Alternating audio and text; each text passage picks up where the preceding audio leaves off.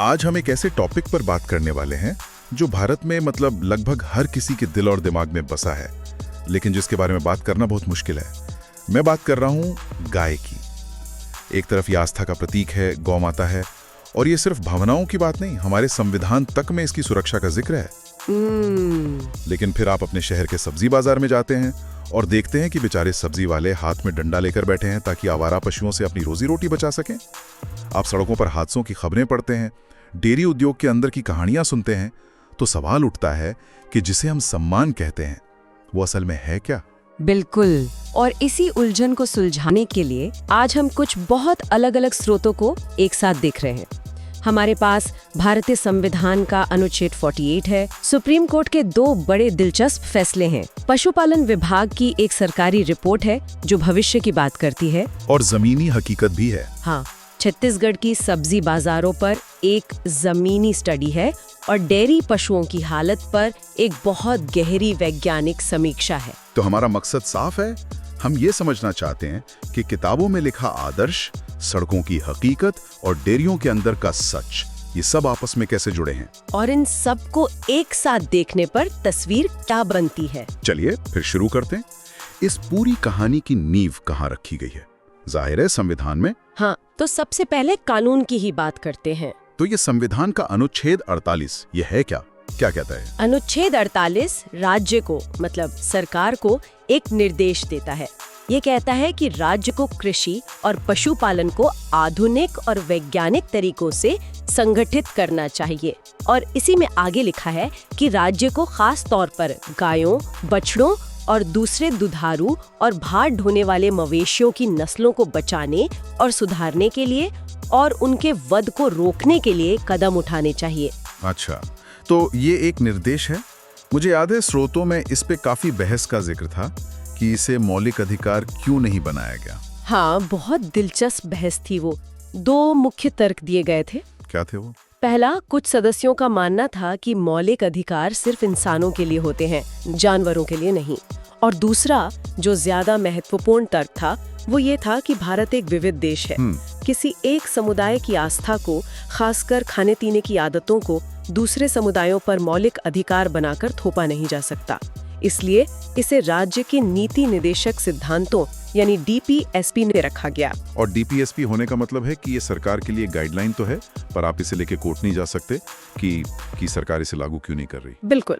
और यहीं से सारा कानूनी दांवपेच शुरू होता है। कैसे? क्योंकि एक तरफ है अनुच्छेद 48 जो कहता है गायों को बचाओ, और दूसरी तरफ है अनुच्छेद 19(1)G जो हर नागरिक को कोई भी व्यापार या पेशा करने का मौलिक अधिकार देता है, जिसमें कसाई का काम भी शामिल है। हाँ, तो एक तरफ एक निदेशक सिद्धांत है और दूसरी तरफ एक मौलिक अधिकार। तो फिर अदालतें इस टकराव को कैसे सुलझाती हैं? एक तरफ देश की अर्थव्यवस्था और भावनाएं हैं, दूसरी तरफ किसी की रोजी रोटी का मौलिक अधिकार। हमारे पास गुजरात राज्य बनाम मिर्जापुर मोती कुरैशी कसाब जमात का मामला है 2005 का। इसमें क्या हुआ था? ये एक बहुत ही महत्वपूर्ण मामला था। इसमें सुप्रीम कोर्ट ने गाय और उसके वंश के वध पर लगे पूर्ण प्रतिबंध को सही ठहराया। अच्छा। कोर्ट का तर्क बड़ा सीधा था। उन्होंने कहा कि गाय और बैल भारतीय कृषि की रीढ़ है। अगर उन्हें मारा जाएगा तो खेती, किसानी और ग्रामीण अर्थव्यवस्था पर बुरा असर पड़ेगा। तो मतलब अर्थव्यवस्था का तर्क दिया गया। हाँ, और इसलिए कसाईयों के व्यापार करने के अधिकार पर ये प्रतिबंध उचित है। उचित प्रतिबंध या रीजनेबल रिस्ट्रिक्शन, ये शब्द बार बार आता है। इसका क्या मतलब है? क्या सरकार किसी भी मौलिक अधिकार पर रोक लगा सकती है ये कहकर के ये उचित है? नहीं, ऐसा नहीं है। उचित होने के लिए 2 शर्तें हैं।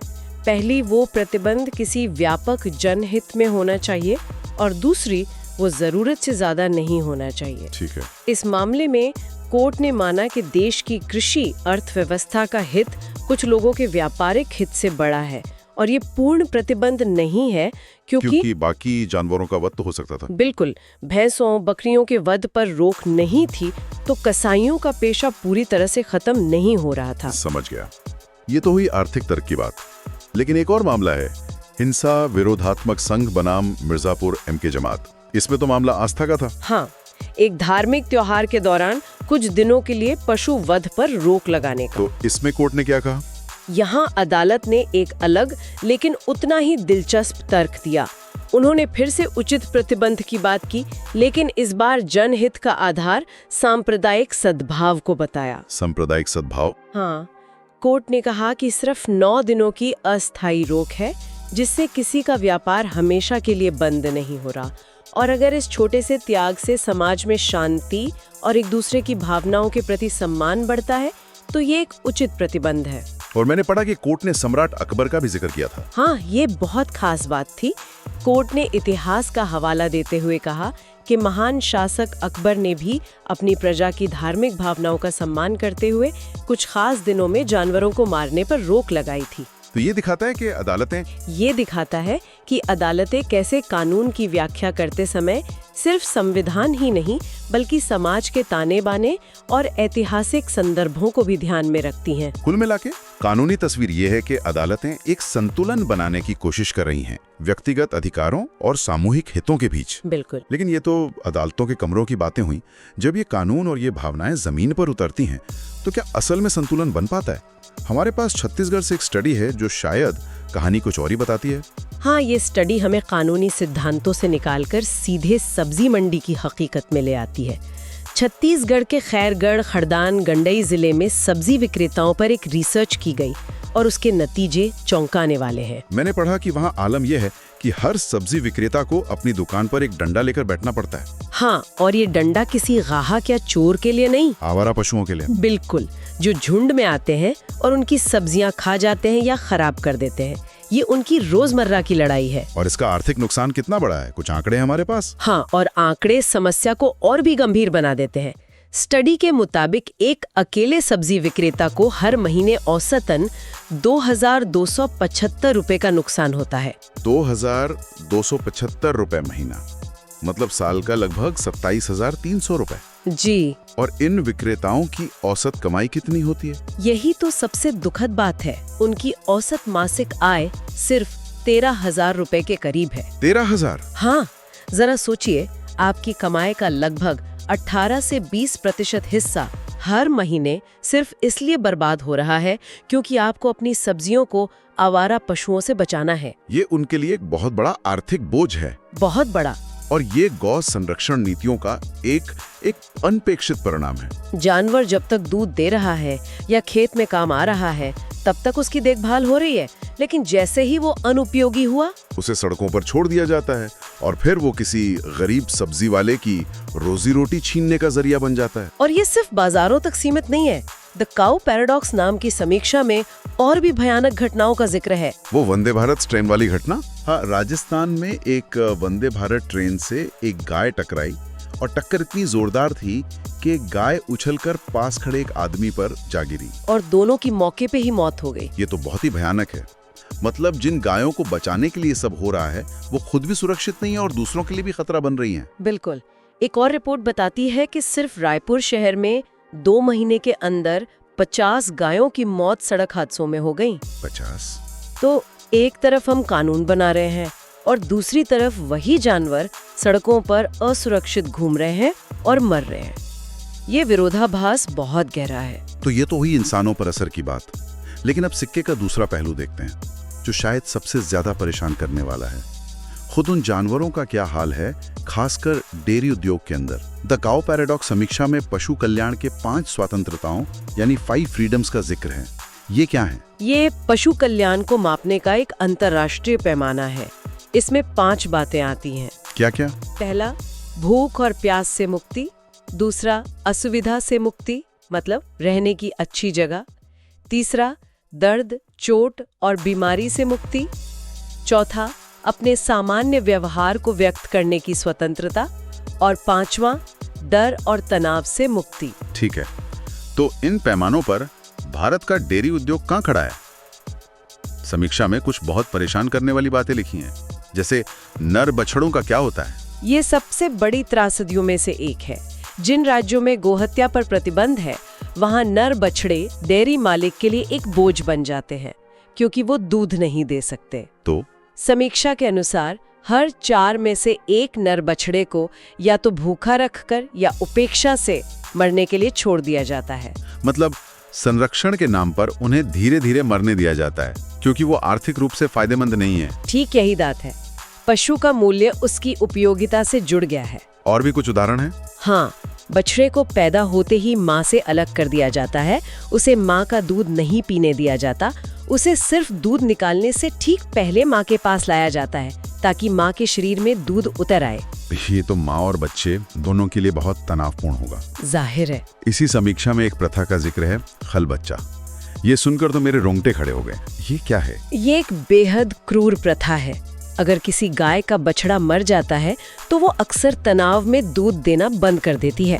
ऐसे में दूध निकालने के लिए उस मरे हुए बछड़े की खाल में भूसा भरकर उसे गाय के सामने खड़ा कर दिया जाता है। क्या? अपनी संतान का ये नकली पुतला देखकर गाय को लगता है कि उसका बछड़ा जिंदा है और वो दूध देने लगती है। एक मिनट, मतलब जिस गाय की हम पूजा कर रहे हैं, जिसे हम माता कह रहे हैं, उसी को धोखा देने के लिए हम उसके मरे हुए बछड़े के शरीर का इस्तेमाल कर रहे हैं। हाँ, ये तो सम्मान और आस्था से बिल्कुल उल्टी बात हो गई। बिल्कुल।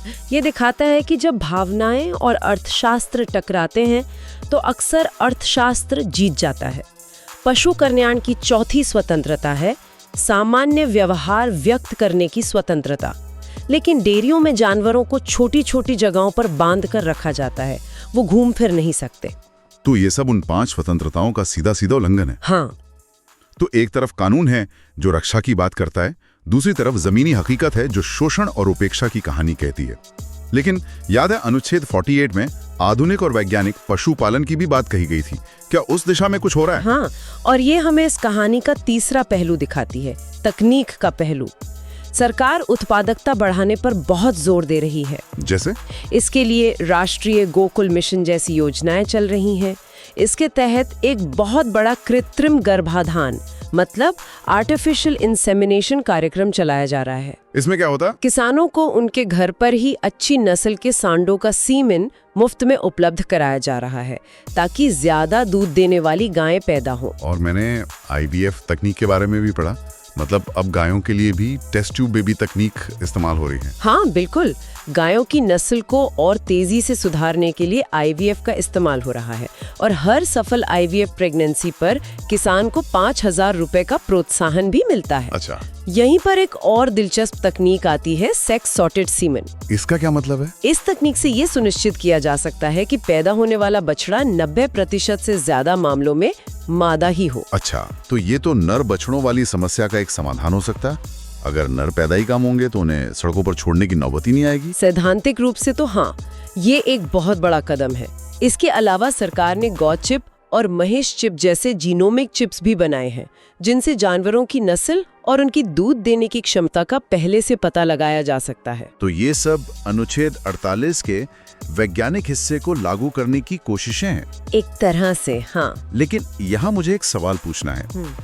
ये सारी हाईटेक योजनाएं, IVF, सेक्स सॉर्टेड सीमेन, ये सब दूध का उत्पादन बढ़ाने पर केंद्रित हैं। हम ज्यादा से ज्यादा मादा बछड़े पैदा कर रहे हैं जो ज्यादा से ज्यादा दूध देंगी। लेकिन जब ये गायें बूढ़ी हो जाएंगी और दूध देना बंद कर देंगी तब उनका क्या होगा? ये इस पूरी चर्चा का सबसे अहम और मुश्किल सवाल है। क्या हम आज की समस्या को बस कुछ साल आगे नहीं खिसका रहे हैं? क्या हम भविष्य में और भी ज्यादा आवारा पशुओं की फौज तैयार नहीं कर रहे हैं? बिल्कुल, ये तकनीकें समस्या के एक हिस्से को संबोधित करती हैं, उत्पादकता, लेकिन ये उस मूल समस्या का समाधान नहीं करती कि एक अनुपयोगी पशु का क्या किया जाए। ये अनुच्छेद 48 के वैज्ञानिक पक्ष पर तो ध्यान देती हैं, लेकिन शायद संरक्षण वाले पक्ष को पूरी तरह से नहीं समझती। ये एक तरह से समस्या को और बड़ा बना सकती हैं अगर हमारे पास इस बात का कोई रोड मैप नहीं है कि इन लाखों नई गायों का उनके जीवन के अंत में क्या होगा। तो कुल मिलाकर इन सब का क्या मतलब निकलता है? हमने एक संवैधानिक निर्देश से शुरुआत की जिसका उद्देश्य गायों की रक्षा करना था, जिसकी जड़ें हमारी संस्कृति और भावनाओं में बहुत गहरी हैं। और हमने देखा कि ये आदर्श जमीन पर कितने अलग अलग रूपों में उतरता है। कहीं अदालतें मौलिक अधिकारों और सामाजिक हितों के बीच संतुलन साध रही हैं, कहीं सरकारें दूध की नदियां बहाने के लिए आधुनिक तकनीक का इस्तेमाल कर रही हैं, और कहीं एक गरीब सब्जी वाला अपने दिन भर के कमाई को बचाने के लिए हाथ में डंडा ले बैठा है। ये स्रोत एक बहुत गहरे विरोधाभास को उजागर करते हैं, जहां सम्मान, नियम और हकीकत ये तीनों अक्सर एक दूसरे के खिलाफ खड़े दिखाई देते हैं। बिल्कुल, जिस जानवर को हम सबसे पवित्र मानते हैं, उसकी जिंदगी सबसे ज्यादा नियमों और आर्थिक समीकरणों में उलझी हुई है। स्रोतों से एक और बड़ी बात साफ होती है कि एक जानवर के साथ कैसा बर्ताव होगा, ये इस बात पर निर्भर नहीं करता कि वो कितना पवित्र है, बल्कि इस बात पर कि उसका मालिक आर्थिक रूप से कितना सक्षम है। सही बात है। एक अमीर डेयरी मालिक शायद बूढ़ी गाय को गौशाला भेज दे, पर एक गरीब किसान के पास उसे सड़क पर छोड़ने के अलावा शायद ही कोई चारा हो। तो हम अपने सुनने वालों के लिए एक सवाल छोड़ जाते हैं। जब एक संवैधानिक सिद्धांत की कानूनी, आर्थिक, धार्मिक और वैज्ञानिक नजरिए से इतनी अलग-अलग और कभी-कभी एक दूसरे से बिल्कुल उल्टी व्याख्याएं हों, तो संरक्षण का असली मतलब क्या है? क्या इसका मतलब सिर्फ वध से बचाना है, या इसका मतलब एक सम्मानजनक जीवन देना भी है? और आखिर में इस पूरी व्यवस्था में किसका संरक्षण हो रहा है? जानवर का, धर्म का, अर्थव्यवस्था का, या फिर सिर्फ इंसान के अपने स्वार्थ?